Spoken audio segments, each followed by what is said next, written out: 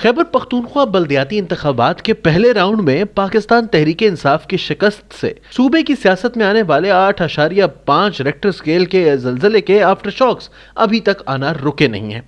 بھلے ہی وزیر اعظم عمران خان نے پارٹی کی تنظیمیں توڑ کر نئے عہدیدار نامزد کر دیے ہوں، شکست کا سارا ملبہ پرانے عہدیداروں اور ان کی جانب سے کیے گئے ٹکٹوں کے فیصلوں پر ڈال دیا ہو، لیکن مقامی سیاستدان جانتے ہیں کہ معاملہ اتنا سادہ نہیں ہے۔ حکومت کو اس وقت اپنی خراب کارکردگی، خصوصی طور پر بڑھتی مہنگائی اور مسلسل گرتی معیشت کی وجہ سے شدید عوامی غم و غصے کا بھی سامنا ہے، جسے نظر انداز نہیں کیا جا سکتا۔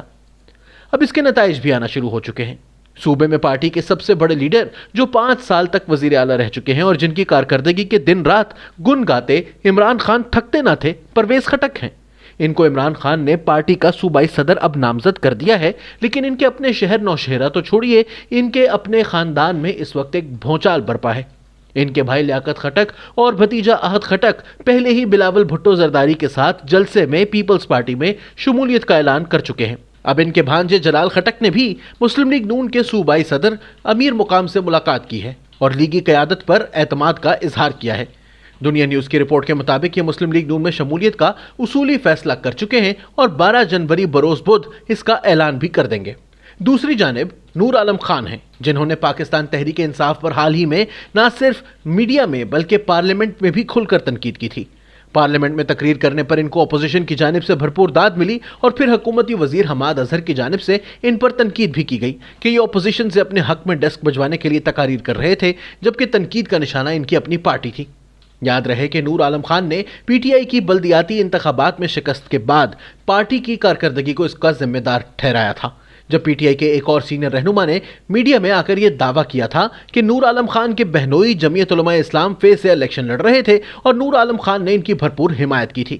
نور عالم خان کا کہنا تھا کہ ٹکٹوں کی غلط تقسیم نہیں بلکہ حکومتی کارکردگی کی وجہ سے پارٹی کو شکست ہو رہی تھی۔ ایک حکومت جس میں آٹے اور چینی کے لیے لائنیں لگی ہوں، دوائیاں مسلسل مہنگی کی جا رہی ہوں، بجلی کئی گھنٹے دوبارہ سے غائب ہونے لگی ہو، اس کو غلط ٹکٹوں کی کیا ضرورت ہے جب اس کے ہارنے کے لیے اس کی اپنی کارکردگی اس حد تک خراب ہو۔ اب مسلم لیگ نون کے ایم این اے شیخ روہیل اصغر کے عشائیے پر جہاں بلاول بھٹو زرداری اور جمعیت علماء اسلام فے کے پارلیمانی لیڈر اسد الرحمان سمیت اپوزیشن کے متعدد رہنما موجود تھے، نور عالم خان نے یہاں گفتگو کرتے ہوئے اعلان کیا ہے کہ وہ اگلا الیکشن پی ٹی آئی کے ٹکٹ پر نہیں لڑیں گے۔ عشائیے کے دوران حکومتی رکن نور عالم خان سے پوچھا گیا کہ آپ اگلا الیکشن کس پارٹی سے لڑیں گے، تو انہوں نے جواب دیا کہ یہ طے ہے کہ آئندہ تحریک انصاف سے الیکشن نہیں لڑوں گا، جس پر مولانا اسد نے کہا کہ نور عالم خان اور میرے چچا مولانا عطاء الرحمان کے درمیان بات چیت چل رہی ہے۔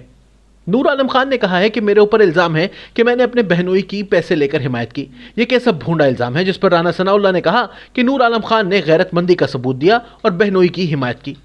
یاد رہے کہ نور عالم خان کے بہنوئی جمعیت کے ٹکٹ پر ہی الیکشن لڑے تھے اور اب اسد الرحمان کا کہنا ہے کہ ان کے چچا کی بات چیت چل رہی ہے، جس پر سینئر صحافی رفعت اللہ اورکزئی کا کہنا ہے کہ خیبر پختونخوا میں بلدیاتی انتخابات کے پہلے مرحلے میں مولانا کی جماعت کی شاندار فتح کے بعد بہت سے الیکٹیبلز کا رخ اب ان کی جماعت کی طرف ہو سکتا ہے، کیونکہ لوگوں کو ان کی ہوا چلتی ہوئی نظر آ رہی ہے، اور جو لوگ کسی ایسے علاقے سے ہوں گے جہاں مولانا کی جماعت اتنی مضبوط نہیں ہوگی، وہاں نون لیگ کی طرف بھی ان لوگوں کا رخ ہو سکتا ہے، جیسا کہ جلال خٹک کے معاملے میں دیکھا گیا۔